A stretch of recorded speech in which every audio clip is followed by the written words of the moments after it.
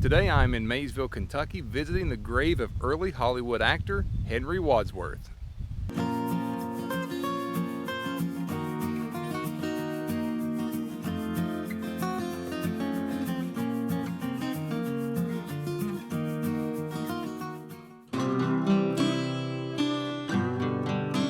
Although there were earlier forms of filmmaking, the golden age of Hollywood had its beginnings in the 1920s.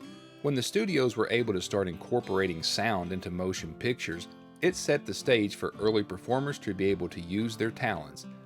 Joseph Henry Wadsworth made his debut in film for Paramount, portraying the title role of Tommy.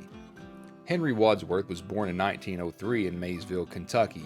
Born into a high-profile family, his grandfather was well known as a congressman and lawyer. Henry Wadsworth graduated from Maysville, Kentucky High School in 1921 and attended the University of Kentucky.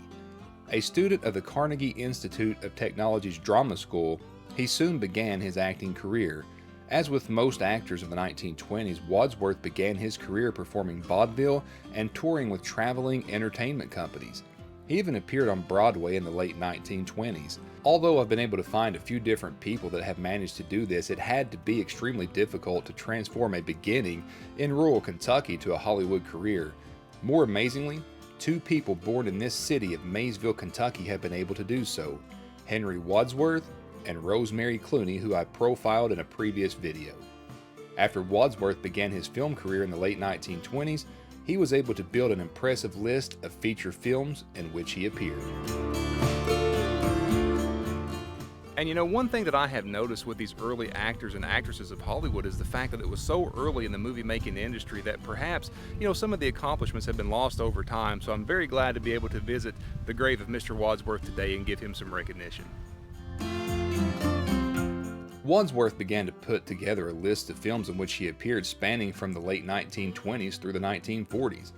He appeared in such films as Applause, Slightly Scarlet, Fast and Loose, The Thin Man, Evelyn Prentice, Mask of the Vampire, and several others, and I can find 22 feature films in which Mr. Wadsworth appeared. In 1935, he was cast in The Big Broadcast of 1936. In this film, he appeared alongside Bing Crosby, George Burns, Gracie Allen, Ethel Merman, and several other Hollywood stars of the 1930s. Henry Wadsworth retired from acting in the late 1950s. His last appearance was in the comedy drama The Happy Time, which was produced by Rodgers and Hammerstein, alongside Eva Gabor. Upon retirement, Mr. Wadsworth joined the United States Navy, where he served for 2.5 years.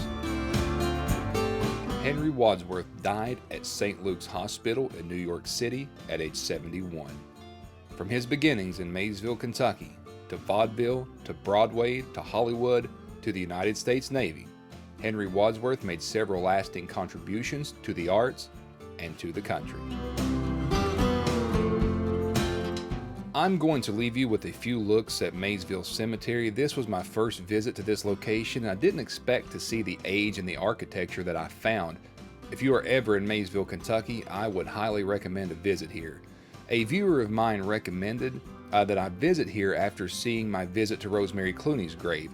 I tried to find that comment that was left for the recommendation, but I was unable to locate. So if that was you, let me know in the comments, and thank you for the recommendation. I highly enjoyed it.